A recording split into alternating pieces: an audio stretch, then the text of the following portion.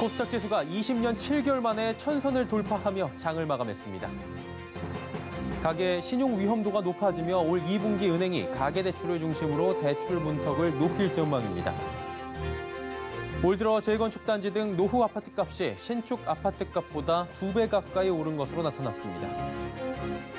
LG에너지솔루션과 SK이노베이션의 배터리 전쟁이 2년 만에 끝났습니다. 리스크는 해소됐는데 1조 원에 달하는 소송 비용과 실추된 이미지 회복은 과제로 남았습니다. 센 경제라이브 시작합니다.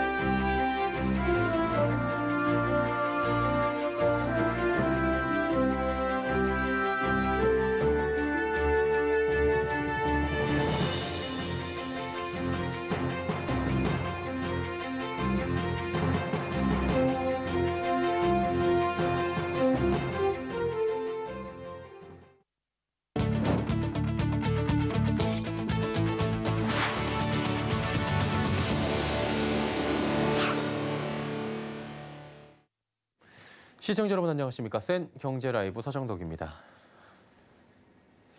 코스닥 지수가 종가 기준 20년 7개월 만에 1000선을 돌파하며 장을 마감했습니다. 코스닥 지수는 지난 2000년 9월 14일 IT 붐을 타고 종가 기준 1000선을 돌파한 바 있습니다. 전날보다 상승하며 출발한 코스닥은 외국인과 기관의 쌍끌이 매수에 힘입어 장 막판까지 강세를 유지해 1000.65포인트의 장을 마감했습니다. 코스피 지수는 외국인과 기관이 팔자에 나섰지만 개인이 약 6,900억 원 순매수하며 전날보다 조금 오른 3,135.59포인트의 거래를 마감했습니다. 코스피 시장에서 외국인 투자자가 올 들어 최장 순매수세를 기록한 것으로 나타났습니다. 12일 한국거래소에 따르면 지난 1일부터 8일까지 6거래일 동안 외국인은 코스피 시장에서만 2조 3,200억 원을 순매수한 것으로 집계됐습니다. 이는 달러 가치가 연고점을 찍고 내려왔고 최근 글로벌 금융시장의 뇌관으로 작용했던 미국 10년 만기 국채 금리가 안정을 찾으며 경제 정상화에 대한 기대감이 확산됐기 때문으로 풀이됩니다. 이경민 대신증권연구원은 풍부한 글로벌 유동성과 정부의 경기 부양책, 기저효과 등을 감안할 때 증시엔 더 강한 동력이 유입될 수 있다며 상대적으로 저평가돼 있는 코스피에 외국인의 순매수 기조가 지속될 것이라 조언했습니다. 가계 신용 위험도가 높아지며 올 2분기 은행이 가계대출을 중심으로 대출 문턱을 높일 전망입니다. 한국은행이 오늘 발표한 금융기관 대출 행태 서베이 결과에 따르면 올 2분기 중 국내 은행의 대출 태도 지수는 마이너스 2포인트로 전분기보다 강화될 것으로 전망됐습니다. 가계주택에 대한 대출 태도 지수는 마이너스 18포인트로 전분기 마이너스 6포인트보다 강화될 것으로 전망됐고 신용대출 등 가계 일반에 대한 대출 태도 지수도 마이너스 9포인트로 전분기 마이너스 6포인트보다 소폭 강화될 것으로 예상했습니다. 정부의 가계대출 규제, 또 신용 위험에 대한 경계감 증대 등으로 전분기보다 은행대출 심사가 강화될 것이란 관측입니다. 올 들어 재건축 단지 등 노후 아파트값이 신축 아파트값보다 2배 가까이 오른 것으로 나타났습니다. 한국부동산원의 주간 아파트 가격 동향조사 통계에 따르면 서울에서 준공 20년 초과 아파트값은 올 들어 지난주까지 누적 기준 1.27%가 올랐습니다. 같은 기간 준공 5년 이하인 신축이 0.70% 오른 것과 비교하면 1.8배 높은 수준입니다. 서울 5개 권역별로 보면 20년 초과 아파트값은 동남권이 1.6%로 가장 많이 올랐고 이어 동북권 1.19%, 서남권 1.17%, 서부권 0.95%, 도심권 0.91% 등의 순으로 나타났습니다. 비트코인 선물 가격의 이례적 상승세가 이어지고 있습니다. 선물과 현물의 가격 차가 크게 벌어지는 이른바 콘탱고 확대로 일부 전문 트레이더들은 고수익을 올리고 있다고 하는데요. 양한나 기자가 전해드립니다. 비트코인의 국제기준 가격이 약 한 달간 5만 달러대에 머물고 있는 동안 비트코인 선물이 강세를 이어가고 있습니다. 간밤한때 비트코인 12월 만기 선물 상품 가격은 73,500달러까지 치솟았습니다. 6월 만기 비트코인 선물 상품은 65,000달러에 거래됐습니다. 비트코인 선물에 대한 프리미엄이 최대 40에서 50%까지 높아지는 건 이례적인 현상입니다. 이처럼 선물 가격이 현물 가격보다 높은 상태를 콘탱고라고 일컫습니다. 가상화폐 업계에 따르면 콘탱고를 기회 삼아 선물과 현물 간 차익 거래를 통해 고수익을 올리는 전문 트레이더들도 늘고 있습니다. 선물 시장에서 현물 가격 대비 프리미엄이 붙을 때 선물을 팔고 현물을 사들이는 전략입니다. 세계 최대 자산 운용사 블랙록은 이미 지난 1월부터 비트코인 선물 상품에 대한 투자를 시작했습니다. 블랙록은 615만 달러 규모의 비트코인 선물 계약 37건을 통해 36만 458달러의 수익을 달성한 바 있습니다. 일각에서는 비트코인 파생 상품의 거래로 인해 비트코인 가격이 상승하고 있다는 분석도 나옵니다. 비트코인은 주말 사이 7,960만 원을 기록하며 사상 최고가를 경신하고 오늘 오후 3시 기준 7,760만 원을 기록 중입니다. 시총 2위 이더리움과 3위 바이낸스 코인도 10일 기준 각각 2,200달러, 487달러의 사상 최고가를 기록 후 오늘 오후 3시 각각 2,136달러, 560달러에 거래되고 있습니다. 서울경제TV 양한나입니다. LG에너지솔루션과 SK이노베이션의 전기차 영업비밀 침해 분쟁이 양사 합의로 약 2년 만에 막을 내렸습니다. 이로써 양사는 소송 리스크를 덜어내고 글로벌 배터리 대전에서의 제도약 발판을 마련한 건데요. 다만 1조 원에 달하는 소송 비용과 경쟁력 약화라는 과제도 안게 됐습니다. 배터리 분쟁에 따른 양사의 득실, 정세미 기자가 따져봤습니다. LG에너지솔루션과 SK이노베이션이 약 2년간의 배터리 분쟁에 마침표를 찍었습니다. 오늘 공시에 따르면 SK이노베이션은 합의금 중 현금 1조 원을 올해와 내년에 걸쳐 5천억 원씩 분할 지급하고 남은 1조 원을 로열티로 부담합니다. 이번 합의로 두 회사의 이해 득실은 뚜렷해졌습니다. 먼저 LG에너지솔루션은 미국에서 진행될 5조 원 규모의 투자 실탄을 확보했습니다. SK이노베이션도 미국 사업 철수 위기에서 벗어나 26억 달러 규모의 조지아주 전기차 배터리 공장을 지켰습니다. 최악의 상황은 벗어났지만 두 회사가 소송에 신경을 쓰는 동안 치고 올라온 중국 업체들과의 생존 경쟁은 불가피해졌습니다. LG에너지솔루션의 올해 2월까지 글로벌 배터리 시장 점유율은 4.3%포인트 하락해 20% 아래까지 떨어졌습니다. 지난해까지만 해도 중국의 CATL과 1위를 다퉜지만 10%포인트 넘게 격차가 벌어진 겁니다. SK이노베이션도 중국 BYD에 밀려 7위로 내려앉았습니다. 또한 글로벌 전기차 배터리 트렌드가 각형 배터리로 변하고 있지만 이를 따라가지 못했다는 평가도 나옵니다. 소송 리스크는 덜어냈지만 국내 배터리 생태계가 회복되기까지 상당 시간이 소요될 것으로 보입니다. 서울경제TV 정세미입니다. 서울과 수도권을 중심으로 재건축 추진단지가 조합 설립에 속도를 내는 모습입니다. 올해까지 조합 설립을 마쳐야 2년 실거주 요건을 피할 수 있기 때문인데요. 사업 추진 기대감도 높아지며 재건축 단지들의 관심도 함께 커지는 분위기입니다. 서일석용 기자입니다. 서울 재건축 시장에 대한 관심이 급증하고 있습니다. 오늘 한국부동산원의 주간 아파트 가격 동향조사 통계에 따르면 20년 이상 된 서울 노후 아파트는 올 들어 지난주까지 1.27% 오른 것으로 나타났습니다. 5년 미만의 신축 아파트 상승률보다 1.8배 높은 수준입니다. 실제 국토교통부 실거래가 자료에 따르면 지난 5일 압구정동 현대 7차 245.2제곱미터는 80억 원에 거래됐습니다. 6개월 전보다 13억 원이나 뛴 겁니다. 이달 초 30억 원 중후반대였던 현대 1, 2차 아파트 전용 131제곱미터 호가가 40억 원을 돌파한 것으로 알려졌습니다. 압구정 현대 아파트 조합 설립이 임박한 것으로 알려져 최근 관심이 더 커진 것이란 분위기입니다. 설립 신청 중에 있어서 시일 내에 아마 조합 설립될 겁니다. 아마 바로 이번 주 내에 날 거예요, 승인이. 호가는 계속 그 강세로 나와요, 지금. 분위기 자체는 어쨌든 뭐 이렇게 강세 분위기예요. 하락할 그런 분위기는 아니거든요. 서울 강남과 목동, 상계동, 경기도 과천 등 재건축 단지들도 조합원의 2년 실거주 의무 사항이 적용되기 전이라 문의가 활발해진 모습입니다. 여기에 부동산 규제 완화 추진 방침을 밝힌 오세훈 서울시장의 취임도 열기를 더하고 있습니다. 정부와 국회, 서울시의회 등 오 시장이 넘어야 할 산은 많지만 수요자들의 재건축 시장에 대한 관심은 더 커지고 있는 모습입니다. 서울경제TV 설석영입니다. 지난 4년 사이 종합부동산세를 내는 1주택자가 4배 이상 는 것으로 나타났습니다. 국세청이 국민의힘 김상훈 의원에게 제출한 자료에 따르면 지난해 1주택 종부세 납세자는 29만 1,000명으로 집계됐습니다.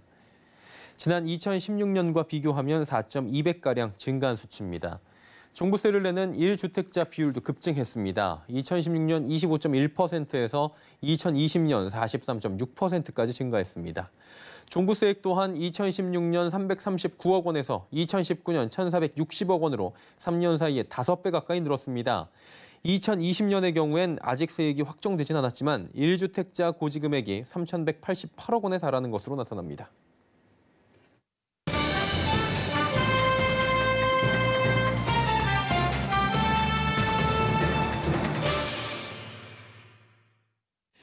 미국 증시 연일 최고치 경신하고 있는 소식들은 들어보셨을 겁니다. 다우, S&P 연일 최고가 이런 얘기들 많이 들어보셨을 텐데 코스피 지수는 지지부진하다라는 평가가 나오죠. 3,100선 지금 상승하라고 오가면서 박스권 지속하고 있는 건데요.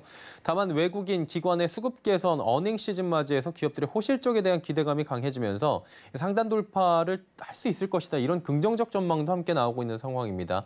향후 시장 전망, 대응 전략들 함께 짜보도록 하겠습니다. 김혜영 증권부 기자 연결돼 있습니다. 나와 있습니까? 네, 증권부 김혜영입니다. 예, 오늘 시장 코스피는 강보합권이었는데 코스닥이 천선 고지를 다시 밟았다고요. 정리 한번 해주시죠. 네, 코스닥이 천스탁 시대를 열었습니다. 외국인과 기관이 오늘 동반 사자세에 나서며 코스닥 지수가 1.24% 오른 1000선의 장을 마감했습니다. 지난 1월 26일 장중 1700선까지 오르며 20년 만에 천스탁 고지를 밟은 코스닥이 석 달 만에 1000선을 재탈환한 겁니다. 종가 기준으로는 IT 붐이 일었던 2000년대 이후 20년 만입니다. 시가총액도 411조 원대를 기록해 사상 최대치를 나타냈고요. 반면 코스피는 장중 상승과 하락을 오가며 큰 변동성을 보였습니다. 오늘도 3,100선에서 장을 마쳤는데요. 오늘 코스피 지수는 전거래일 대비 0.12% 오른 3,135선에 마감했습니다. 특히 LG화학과 배터리 영업비밀 침해 소송 합의에 성공한 SK이노베이션이 11.97% 급등하며 마감했습니다. 코스피도 사실 잘 따져보면 3,100선 밑으로 안 밀리고 지금 하단은 좀 높인 모습인데 지금 상승세가 좀 지지부진한 것 같아요. 국내 증시 전망 지금 어떻습니까?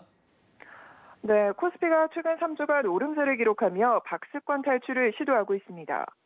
전문가들은 횡보장을 딛고 본격적인 지수 상승의 변곡점을 그리기 위한 조건들을 하나하나 갖춰나가고 있다고 평가하고 있는데요.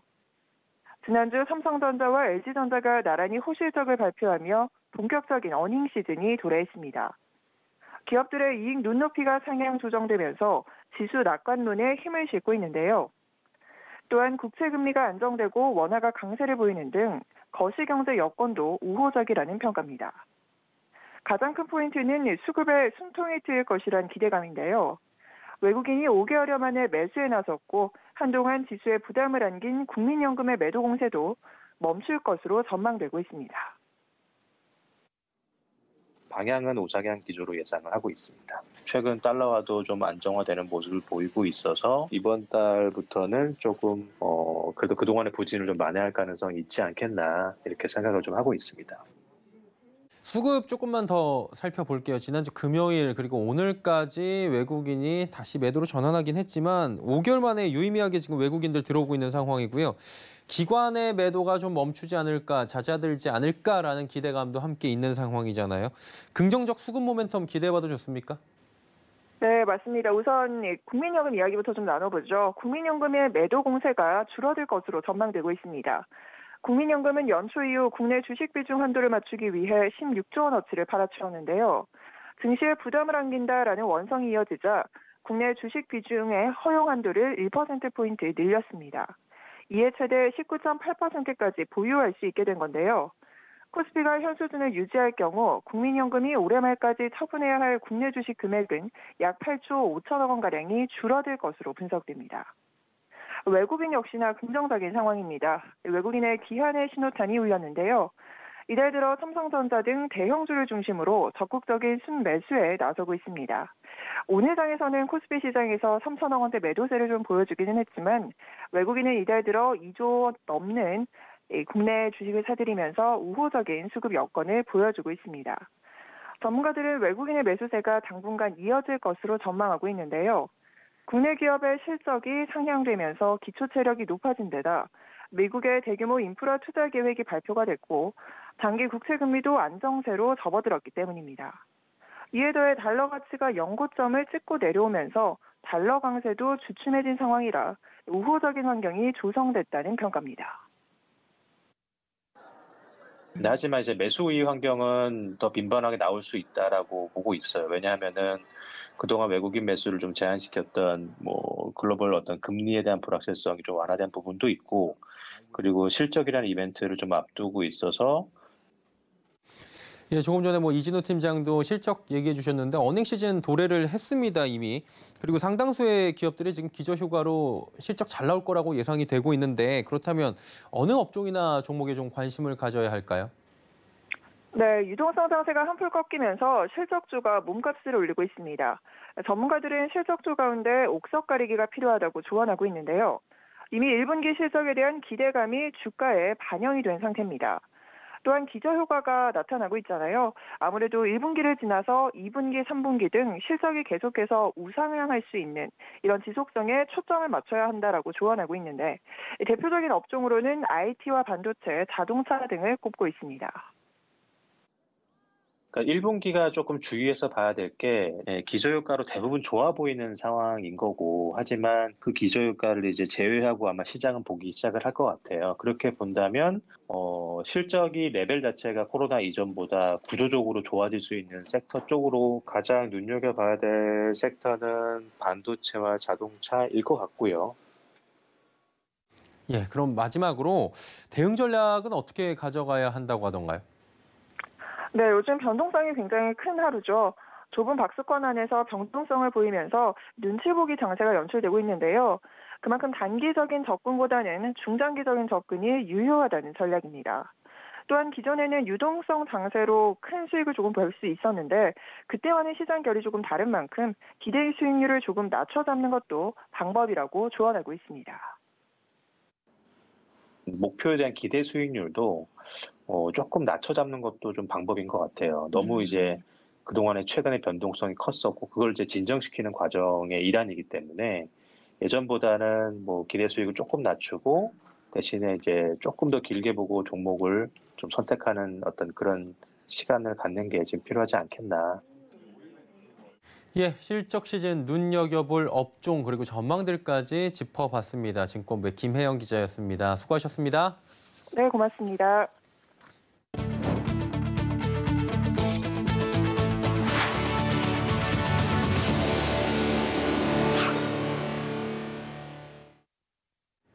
대한민국의 재산세 부담률 경제협력개발기구 OECD 회원국의 1.7배에 달하는 반면에 소득세 부담률은 65% 수준에 그쳤습니다.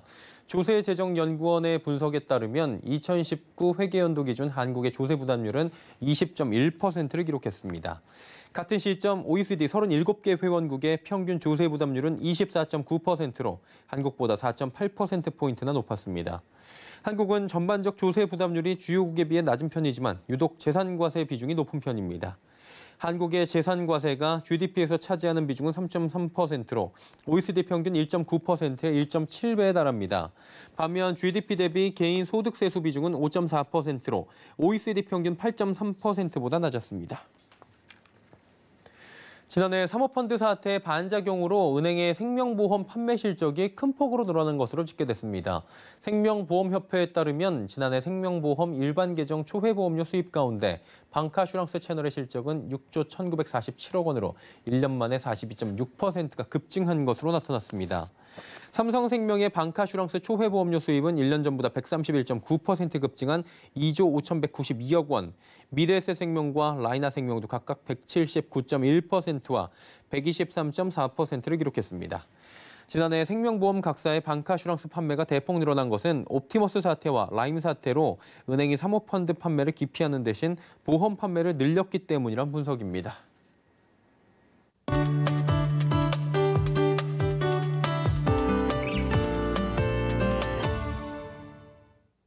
지난해 2020년 전 세계적으로 발생했던 기후재앙은 지금까지의 기록을 깨뜨릴 만큼 강력했고요. 여기 아마존 등의 환경재앙까지 겹치며 지구는 심각한 몸살을 앓고 있는 상황입니다. 자, 이제는 많은 국가들이 그린 뉴딜을 들고 나올 뿐만 아니라 세계적 대기업들도 탄소 제로를 기업 모토로 내세울 만큼 기후변화를 막자라는 것에 동참하고 있는 상황이죠. 우리나라에서도 특급 호텔들이 에너지를 줄이고 폐자원을 재활용하는 운동을 벌였다고 합니다.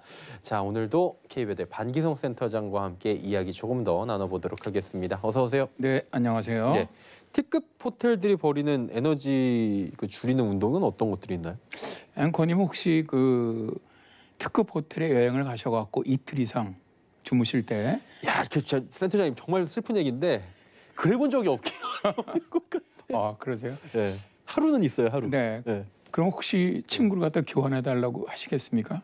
친구를 교환을 해주지 않나요? 좀 이렇게 다 세탁, 당연히 서비스? 해주는데 사실 이제 많은 돈을 내고 특급 호텔에 머물게 되면 당연히 뭐 최고의 서비스를 받고 싶다 보니까 친구만 아니라 사용한 수건 등도 매일 교체해 달라는 것이 뭐 일반적입니다. 예. 그런데 이틀 이상 연박할 경우 친구나 수건을 그냥 사용하자는 운동이 있어요. 이게 이제 기후 변화가 심해지다 보니까 환경부에서 2019년에 친환경 호텔 캠페인을 벌였습니다. 모든 경제 기반을 저탄소 및 친환경으로 전환하는 이런 녹색 전환은 어떻게 보면 그린 뉴딜의 핵심이죠. 그렇죠. 특히 이제 서비스업의 환경 경영이 매우 중요한 것이 이제 고객 평판이 곧 영업 이익으로 직결될 수 있는 서비스업에서는 건물 에너지 절감이라든가 폐자원 업사이클링 선순환 시스템 구축 등의 환경 경영은 기업의 사회적 책임을 넘어서 국민의 녹색 인지도에 아주 적극적인 영향을 미치기 때문입니다. 예, 궁금한 게 있는데 이게 비싼 돈 내고 가가지고 이거 바꾸지 말라고 하면은 동참을 안 할 것 같기도 하는 생각도 좀 드는데 고객들이 많이 실제로 참여를 하던가요? 근데 저는 했어요. 예전서부터. 예. 저도 하겠습니다. 바꿔달라지 않게 했는데 저는 예. 옛날서부터. 이제 온라인 숙소 예약 플랫폼인 부킹닷컴이 2018년에 전 세계 18개국 여행객 18,000명을 대상으로 지속 가능한 여행에 대해 조사를 했습니다. 근데 놀랍게도요. 글로벌 여행객 72%, 또 우리나라 국내 여행객 67%가 미래 세대를 위한 현재 지속 가능한 여행을 실천해야 한다라고 대답을 했는데요. 우리나라 응답자 중 약 67%가 올해 남은 기간 최소 1회 이상 친환경 숙소에 머무를 의사가 있다라고 답변을 했습니다. 그만큼 많은 사람들이 기후변화와 친환경에 관심을 가지고 있다는 것이죠. 처음에 특급 호텔들이 에너지 줄이기 운동에 참여하는 것을 꺼렸는데요. 2년이 지나면서 이제 나름 참여한 호텔들은 보람을 느낀다고 합니다. 예, 67% 저도 이제 꼭 넣어야 할 것 같다는 생각을 해보고 이제 에너지 줄이는 친환경 호텔 캠페인에 참여할 텐데 어떤 호텔들이 주로 참여를 합니까? 일단 뭐 지난해 이제 환경부하고 이제 한국환경산업기술원이 주관을 해서 2020 친환경 호텔 캠페인을 벌였죠. 캠페인은 이제 그랜드 머큐어 엠버서더 호텔 앤 레지던스 서울 용산, 노보텔 엠버서더 서울 용산, 시마크 호텔, 파크로시 리조트 앤 웰리스, 라마다 프라자 제주 호텔, 쉐라톤 호텔 디큐브 시티, WE 호텔 제주, 롯데 호텔 부산, 롯데 호텔 제주, 안다즈 서울 강남 등 특급 호텔 10군데가 친환경 경영에 참여를 했습니다. 코로나19 팬데믹이라는 어려운 상황 속에서도 호텔들과 투숙객들의 적극적인 참여에 힘입어서 캠페인은 성공적으로 마무리가 되었다고 합니다. 그리고 행사를 통해서 환경부와 환경산업기술원은 친환경 시대의 소비자가 호텔을 고르고 어떻게 보면 이런 새로운 기준을 제시를 하고요. 또 컨설팅을 통해서 지속가능한 환경 경영체제 구축 및 호텔 투숙객 대상 친환경 인식 제고를 위해서 좀 애를 썼죠.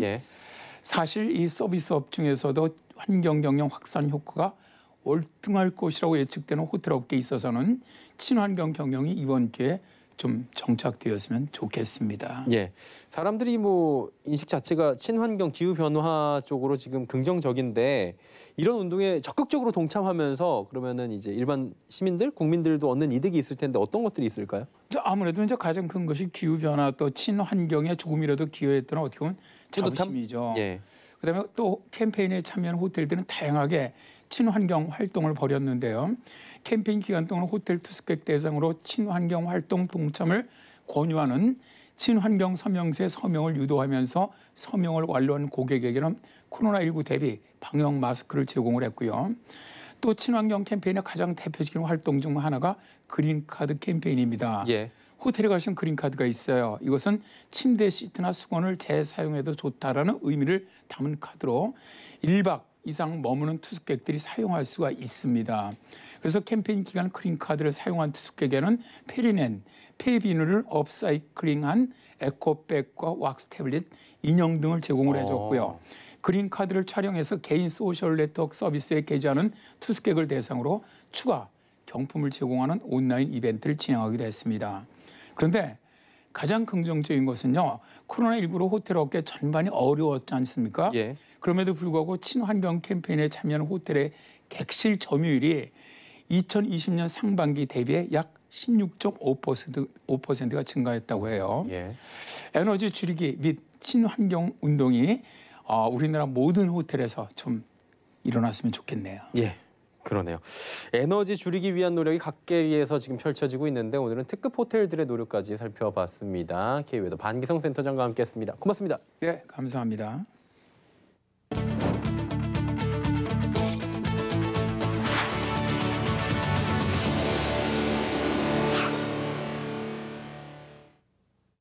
센 경제 라이브 저희가 준비한 소식은 여기까지입니다. 편안한 저녁 시간 보내시길 바랍니다. 고맙습니다.